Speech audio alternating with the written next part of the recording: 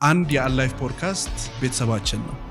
ውሸታም ነኝ፣ እንዴት አድርጌ ውሸቴ ላስተካክል ወይንም እንዴት ከዚህ ከውሸት ሱስ እንዴት ልውጣ? ውሸታም መሆንህን ማመንህ በራሱ በጣም ትልቅ ነገር ነው። ብዙ ሰው አያውቀውም፣ እየዋሸ እንደሆነ ራሱ አያውቀውም። ብዙ ሰው ይዋሻል። ማንን ነው የሚዋሻው? ራሱን ይዋሻል፣ አካባቢው ላይ ያለውን ሰው ይዋሻል።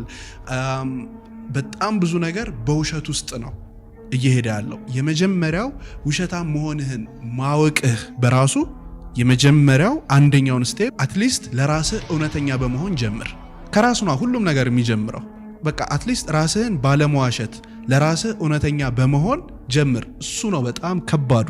በቃ ለራሴ እውነተኛ መሆን ልጀምር። ብዙ ጊዜ አእምሯችን ይሸውደናል። እንትና ቢያውቅስ፣ እንትና እኮ ይሄን ነገር ያውቃል ይሰማል ምናምን። ኢትስ ኦኬ፣ ተወው። እሱን ከራስህ ጀምር። ከዛ በኋላ ሌላው መንገድ ስቴፕ ባይ ስቴፕ እየታየ ይሄዳል። የመጀመሪያውና ሲምፕሏ ስቴፕ እቺ ስለሆነች ማለት ነው።